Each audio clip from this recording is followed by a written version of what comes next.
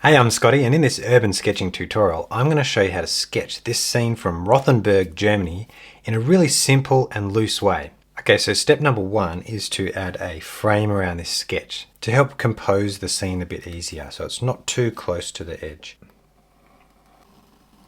Okay, now we've got the frame. We can see here are my main shapes. The eye line is about 1/3 up from the bottom of the page. If we divide between the bottom and the top of the frame there, break it into three, and that bottom one is the third that we want to go to. So let's just go across lightly. The first main shape we're going to sketch is that front face of the building there. So if we come across to the eye line, come about halfway. Let's go across just a fraction more, and let's put a dot on the eye line just there. If we come between these 2 points, let's put a dot halfway between. Now that width there, let's go up here and put a dot here as well. And then we've got a square. If we take about half of that and come down, and we put another 2 dots just below those two. So now we have that front face of the building.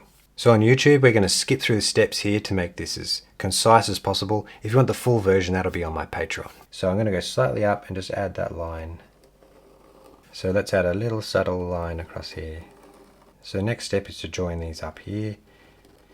You can add a little nice character to it like that. Okay, the next step is to roughly go in the middle here between these 2 points. We want to get that height and go up. So we go across like this to the top and then kinks out a little bit like that. So if you divide that into 3, that's where we put a dot there, okay? Okay, so we go straight up from that point and we come just higher than your tip of the building, okay? And draw another dot that same height, and that should be your width. Keeping it loose again, come out just slightly more so I hit that nicely like that. So you want to make the arch come up just below that point there, and you can go like this. Come down to that point and draw that second arch at the back. I would say halfway between the top of the page and your tower. Curve them up and then link those lines up. So angle it in like this. Circular shape like that. Okay, and then we go up. It is out of the page, but we need to make our way around the page so we don't get bogged down in the detail of the entrance. So then we come down like that. Just come across a little bit to there. Come across like this. Next step is to come down here. From this point here, if you go to halfway and then a little bit more, and then come out this way, a dot there. So let's draw a line like this. Just a tiny bit of angle there. Another bit like that. Let's draw that down, add a little line like that. Now we can add the buildings on the side. So that's the pinnacle of the roof. So let's go up to like this, and then down. Has a very curvy roof line here. It comes all the way down. There's a roof there. Just do this from observation. And then let's come over to the side here and draw these buildings. Now draw an angled roof towards a tower. And can you see we've constructed that scene?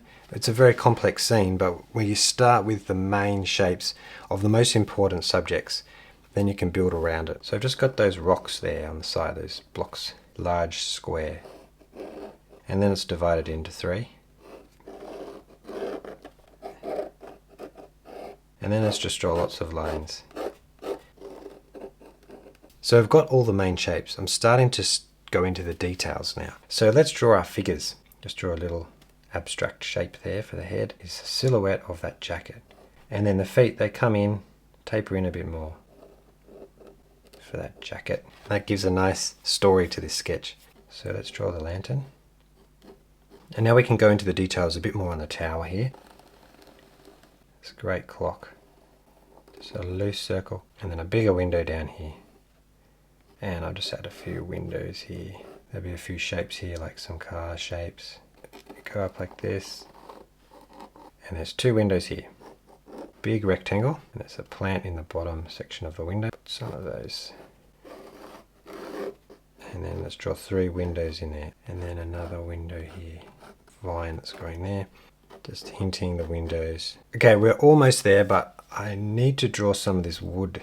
These wood panels on. Let's just give it a border and come down like that. So you've got an hourglass shape and then a little one in the middle and then a line there.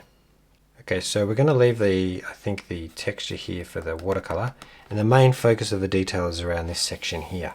Okay, the next step is to add watercolor to this. With the sky, we're going to use cerulean blue through that, like there. You're coming down just between the buildings. So the road is Payne's grey. So let's see how we go here. Avoiding my figures, of course. It's quite nice. So I'm going to add splatters just to blend that out. Yellow ochre in it dulls the colour a bit. So I'll turn my page around like this. Get some yellow, cadmium yellow I've got. Like this. And this will give a really nice variegated wash through there. Okay, just let that dry, and now I've turned it back around. Yellow ochre.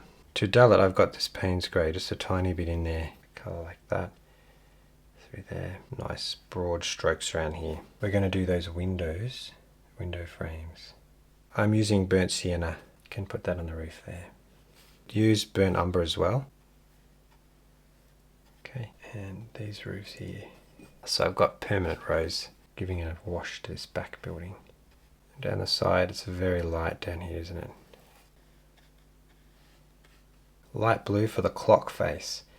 Leave the middle. So let's go Payne's grey. And then just in some of the windows.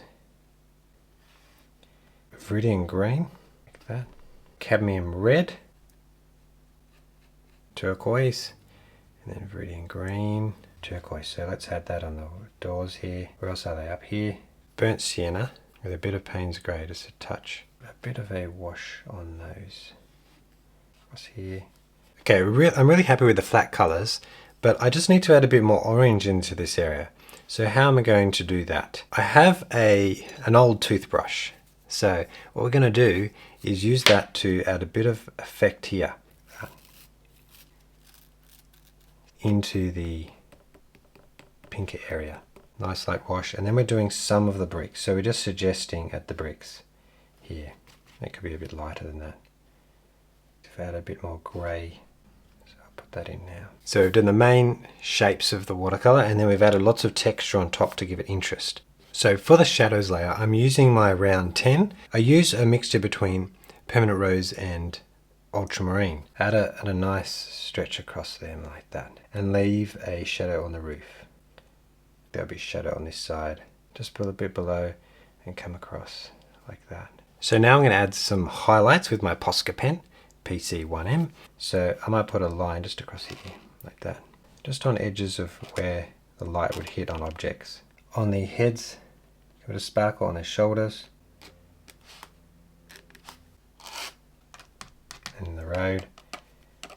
So there you go, that's my end result. I'm really happy with the sketch. It has depth, interesting colour, but very light and loose still. I hope you enjoyed following along with those steps, but if you really want to improve your sketching, I recommend you join my Patreon, because I've got the full version of this tutorial without all the cuts, and get all those steps in. There's lots of detail in here. And then there's a community which you can share your sketches. I can see them and you can ask me questions. We've also got a weekly poll where I post my reference, and then my Patrons vote for which they like the best. Otherwise, thank you so much for watching, and I'll see you in the next one.